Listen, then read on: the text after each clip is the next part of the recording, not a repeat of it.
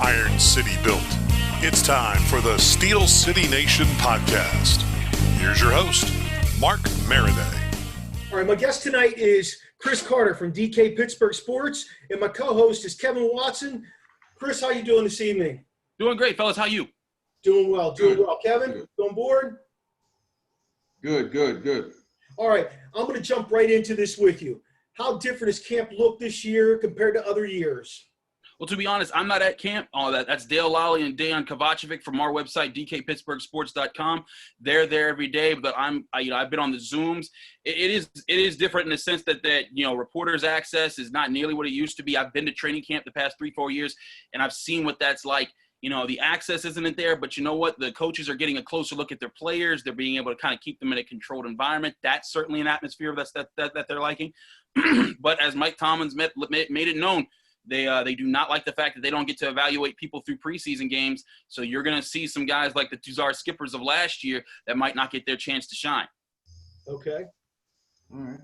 I got a good question about the defense. Last year they were, the fifth best in the league. Yep. Do you think they can be better this year? Absolutely. I think the part of it is that they're going to mature. They didn't lose any major pieces outside of Javon Hargrave, and even that, he's a depth piece if Stephon Tuitt and Cam Hayward are healthy. TJ Watt looks even better this year in practice. Joe Hayden and Steven Nelson's chemistry is going to improve. Minka Fitzpatrick knows the playbook better. Devin Bush is talking about how he's improved. I talked to him last Friday. Everything's better for them. And on top of that, if the offense is even just mediocre this year, as long as they're not bottom of the barrel, that's going to put the defense in situations where they can protect some double-digit leads. And then you're going to see that defense that was really good at stopping the run last year and really good at rushing the passer do all of that and put more pressure on offenses. And you might even see more turnovers and more sacks this year around. I think there's no question that they'll do better. All right, so you're talking about that offense. Ben's back. Yep. Talk about what you're hearing about them so far. Who's he connecting with? Can he really go – can he really go another 2, 3, 4 years? I mean, he says he can, but what's your instinct based on what you know? I mean, what we're seeing is his arm's back, and he's in the best shape of his life. He said it even before when he was young. He's leaner. He's been taking better care of his body. I think he realized his mortality a little bit last year when he had that injury. He also said he had a chance to sort of step back, see the field from a third perspective, and that really helped him. So. I think that gave him more time to see what he needs to do to be the leader that he wants to be and how he can be better than he has been for the Steelers. And his arm looks fine. They're keeping him on a pitch count. They're not letting him just sling the ball all over because they want to take care of him. But, we'll see how this year plays out. We got to see how games happen. We still haven't seen a single game in the NFL or even a preseason game. So until then, we can't really say. But right now, it looks like he'll be fine this year. If he has a big year this year, and a big year doesn't have to lead the NFL in passing, just throw 30 touchdowns. Keep your interceptions down. Lead this team to a serious playoff run. I guarantee you, he does that, he'll want to stick around for longer. Hey, now, how about the backups? I mean, yeah, they played last year. Yeah, they got some experience. But do you feel those guys are the guys who – do you feel Mason Rudolph's the heir apparent? Or, can Paxton Lynch push this thing? Paxton Lynch was a number 1 overall for Denver, and he sat behind Manning and probably didn't – Yeah, I would not put any stock on Paxton Lynch right now. I also wouldn't put stock on Mason Rudolph being the heir or anything like that right now. He has potential, but he's still missing in practice from what we're seeing in the pool report. Devlin Hodges is even being said to be a little bit more accurate at times in camp, which is a little alarming. Because Mason Rudolph should be through this right now. I understand he had a rough last year. He got knocked out in the Ravens game. He got clocked over the head with a helmet in the Browns game. Lots of tumultuous things in the first year of playing. That's insane. But at the same time, that can't excuse if he's not able to get the job done. I don't think Paxton Lynch makes the roster, and I don't think that Mason right now is the heir. I think right now he's a backup quarterback, kind of like Landry Jones was from the Big 12. Yeah. Okay. All right. I'm going to go to the defensive side of the ball again because I'm a defensive guy myself. Last year, the DBs had 15 interceptions. I believe Fitzpatrick had 5 of those, and he came in late. Mm-hmm. Do you think there are enough playmakers back there to help him out and to elevate, let's say, the DBs to one of the best in the league? Absolutely. Joe Hayden is always really smart. Steven Nelson's always on his man. The two of them are really good cornerbacks, and now the chemistry is going to be there. They can trust Minkah Fitzpatrick to have their backs. Terrell Edmonds is going to be a little bit better. Don't forget Devin Bush being a little bit wiser, and I talked to him on last Friday saying he's been working on his movements and working in space and how his footwork applies. Those type of things are all going to help in coverage. This team's just going to have more chemistry as long as they're healthy and avoiding COVID. I really think this secondary, this defense as a whole is going to be greater. You're looking at Joe Hayden, who he said last year he was able to take more risks because he knew Minkah had his back. And now this year he knows that Minkah has his back and knows the playbook as well as anyone, because now he's been around for a whole season and had an off season to review it. So I absolutely think this secondary is heading up. Okay. To help that defense out, though, the run game has got to be productive and letting them get some rest in between. It was pedestrian last year. Connor's always hurt. Now they got a stable of backs there. They got Snell, Smallwood, Samuels, Edmonds, McFarland, White. Who's going to make that roster? That's a lot of guys. James Conner's still RB1. He's going to be the guy that carries the load and catches the passes. He's good at both, and he's good at protecting Ben Roethlisberger as a sidecar now. Benny Snell's still the number 2 because of how he's gotten down a little bit. Anthony McFarland has really surprised people in camp. Everyone's saying he's got a burst. He's exploding through the hole, and he's doing very well. We're liking how he's playing right now. As far as that's how the Steelers are talking about it. So. I think those are your top 3. I think Smallwood has a really good chance to become a third down back for the team because of his experience. The guys that I think that might be in trouble are Jalen Samuels and Kareth White and Trey Edmonds. Trey Edmonds might be able to do something if he makes special teams again. But Jalen Samuels as an H-back, he was the kind of guy who was supposed to be, the Swiss Army knife that can fit into different roles. And now they've got Derek Watt. They don't need that because he's going to be that kind of guy for them. And they got more athletic running backs back there. They have their power runners, and now they have a speed runner in Anthony McFarland, which they really hadn't had for a while. So on top of that, now Kareth White is supposed to be doing well in special teams, so we'll see how that goes. But I'd say those two are on the outs the most, but I wouldn't be surprised if this team kept 4 running backs. Oh, wow. Halfbacks, that is, because they'll also keep Derek Watt. Okay.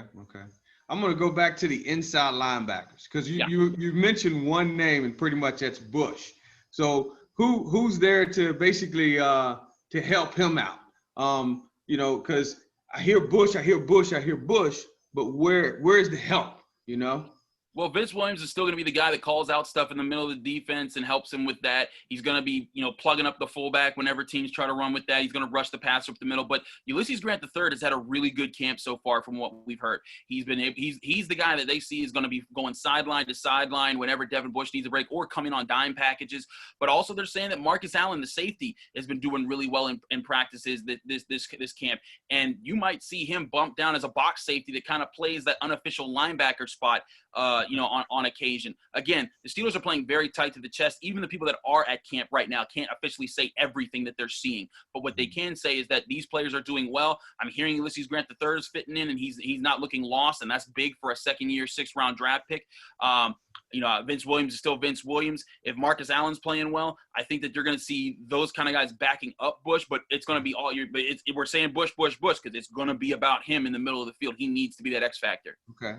And do you think that's enough to stop the run? Because you got Baltimore sitting right there. Well, the Steelers were actually one of the best teams at stopping the run. They faced, I think, the 4th most of all teams, or 5th most of all rushing attempts last year, and they were like 3rd in yards per attempt allowed. Okay.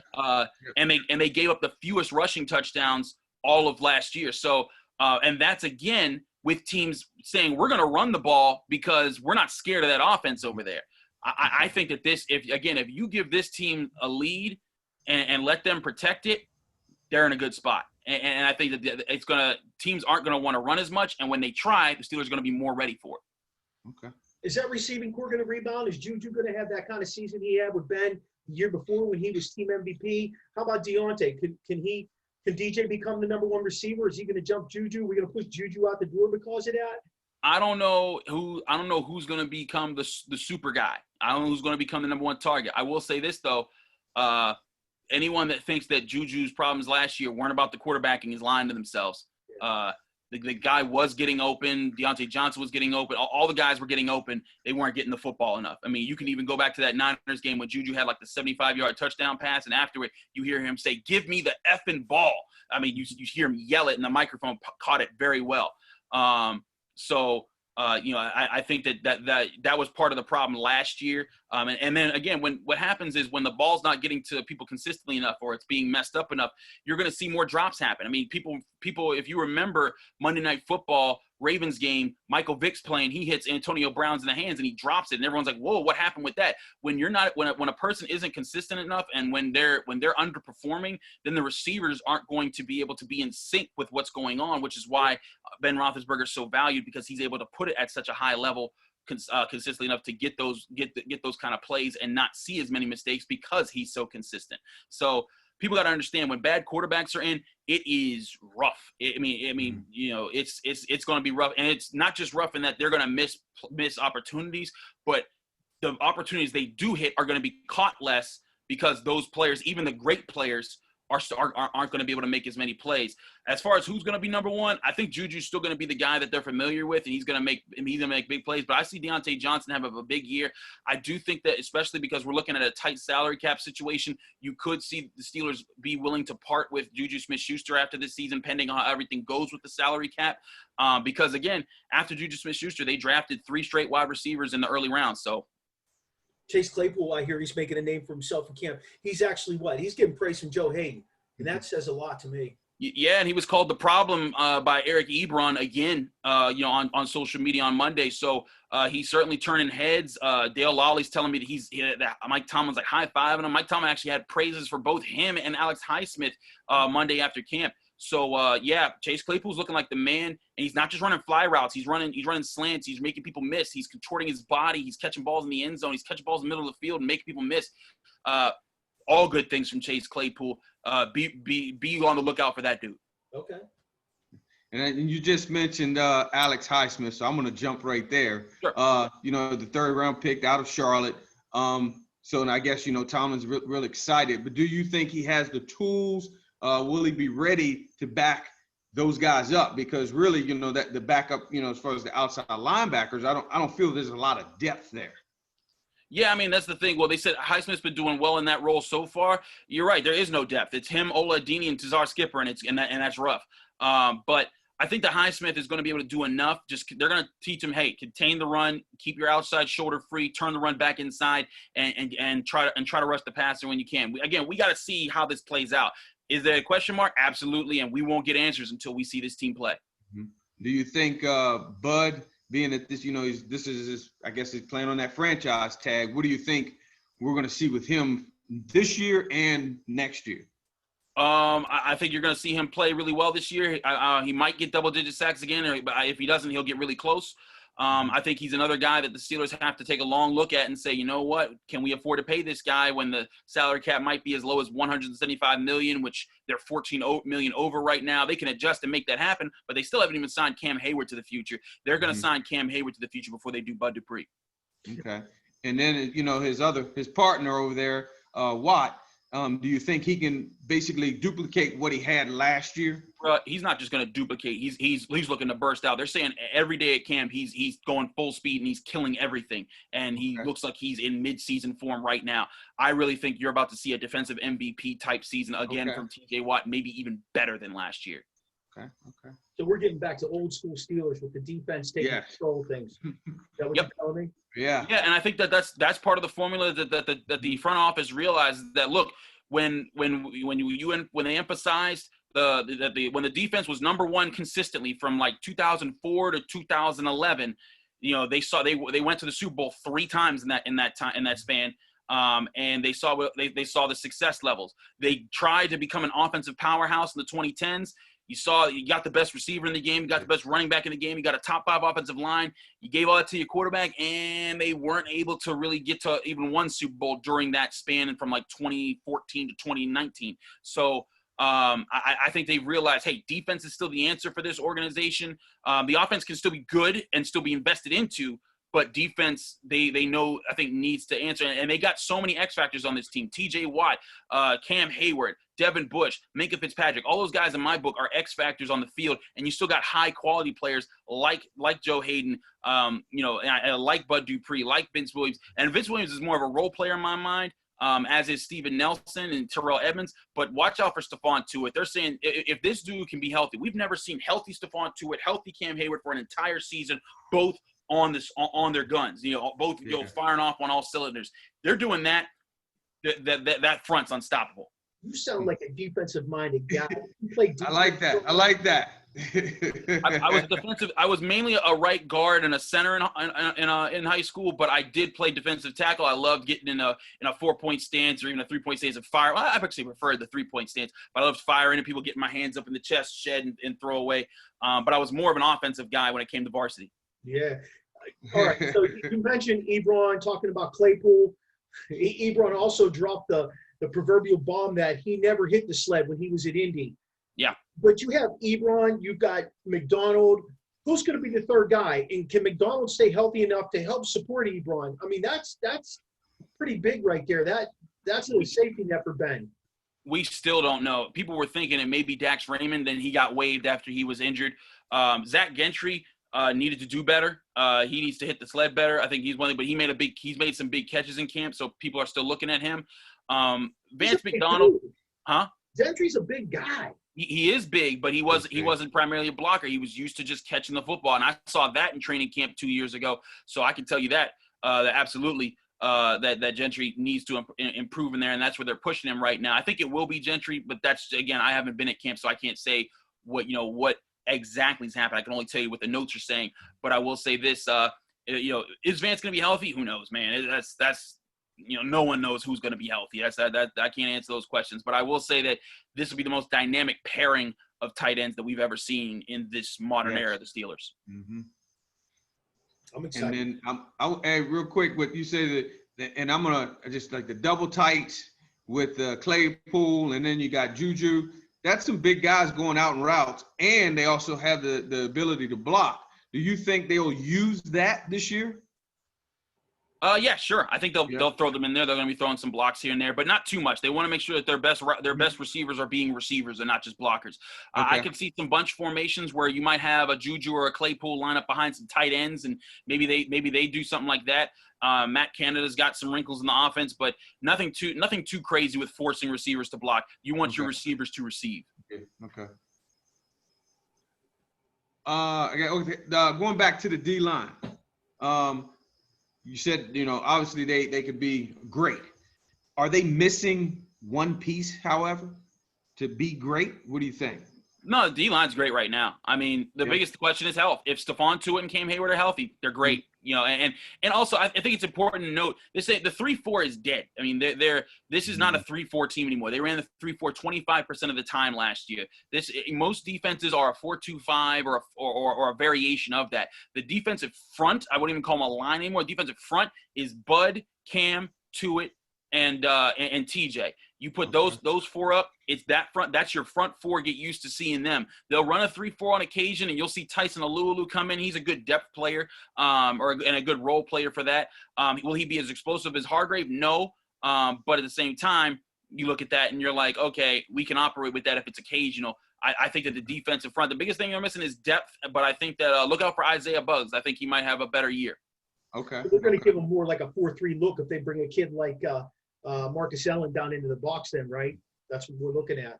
Yeah, possibly a 4-3. But again, that's more like a 4-2-5, or 5 big if you consider him a box safety. But something along those lines. And it'll be interesting to see who those two linebackers will be. Will that be Vince Williams consistently? Will that be Ulysses Gilbert III? Mm-hmm. I'm hearing that they're working him in a lot more, so we'll have to see. Where's that put Hilton at then? If Hilton's going to be floating around. They're any rumor that he's not going to be part of the team or not part of the defense this year. He's going to be in there. His instincts are too valuable. He knows the defense. He knows the timing of other teams. He's a film study fanatic.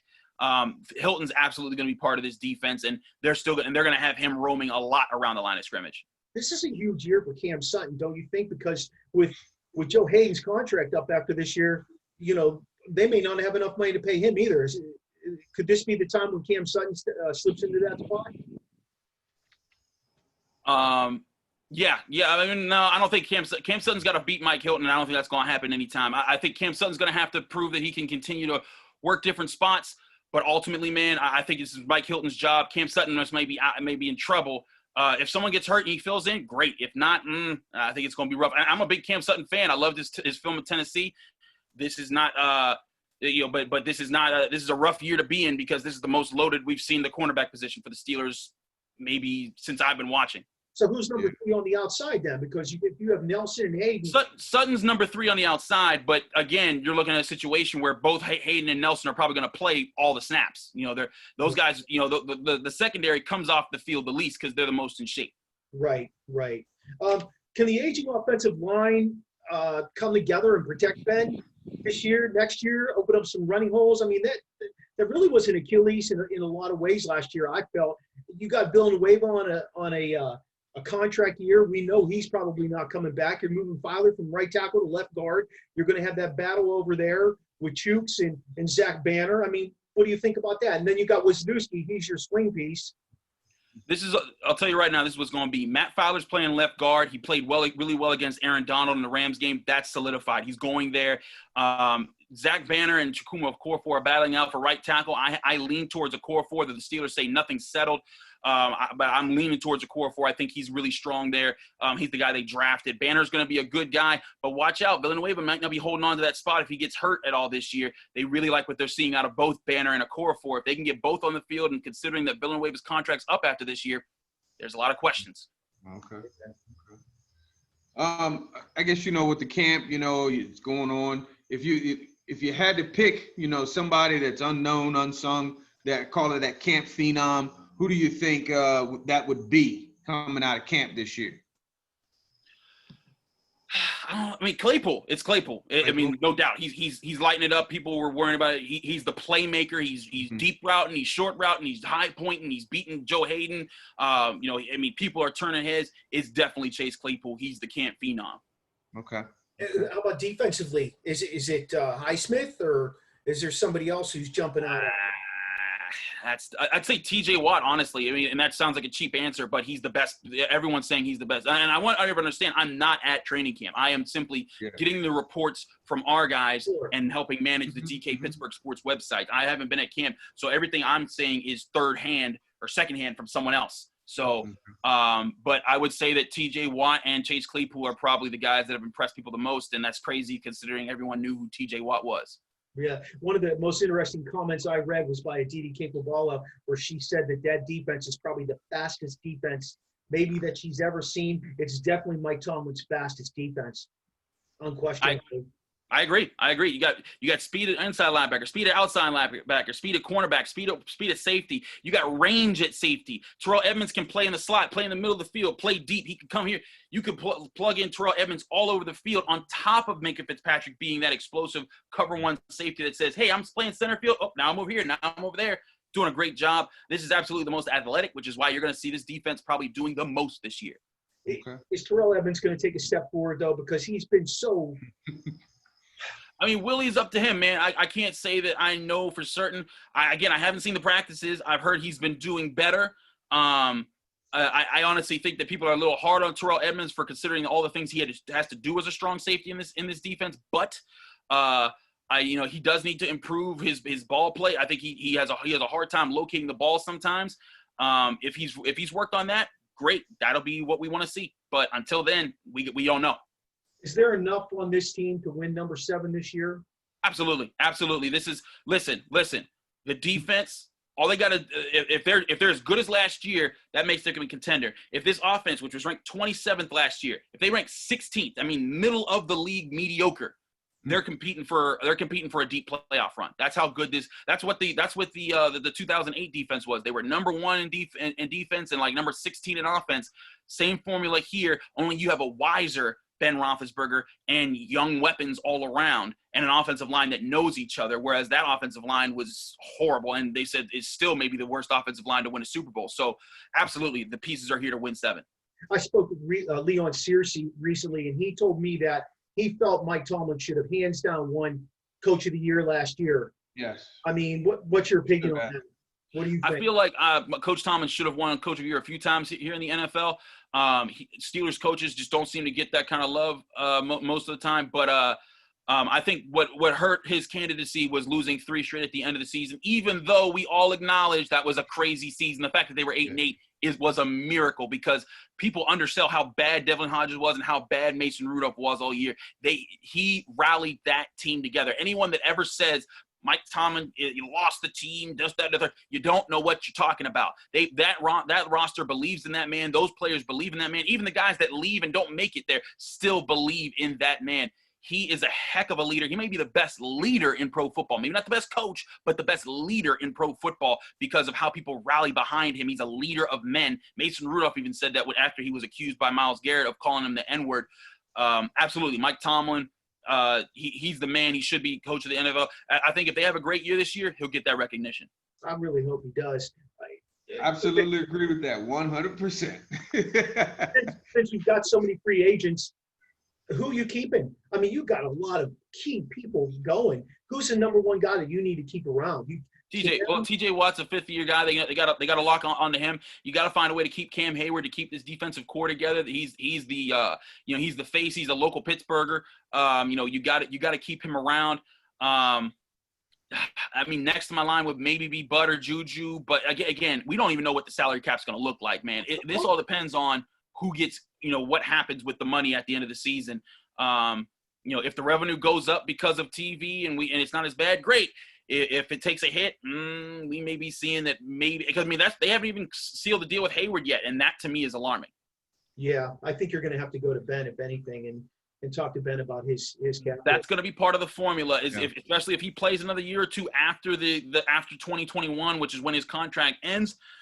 They're probably going to see that cap number next year drop down a good bit so that they can make space to sign other guys. But again, we don't even know what that's going to look like. All right, I know you're a busy man, but I've got one last segment I want to do with you. Let's say 4 things are the Steelers going to need to do in order to get themselves back into the playoffs, because we've had a 2-year hiatus there. Run the football. They need to run the football, get it well. Ben Roethlisberger needs to get back into the game of throwing the football and just being consistent with where he's throwing the ball, knowing the defense and taking advantage of what's there. He doesn't need to be a supreme playmaker, but when you see a spot, he needs to be able to spot soft spots and defenses and let his young receivers do the work. Protecting the football, I think, is the biggest thing. The keys to me are on offense. Well, other than staying healthy and staying out of COVID, that's number one. Because the defense, we don't need to say nothing to the defense.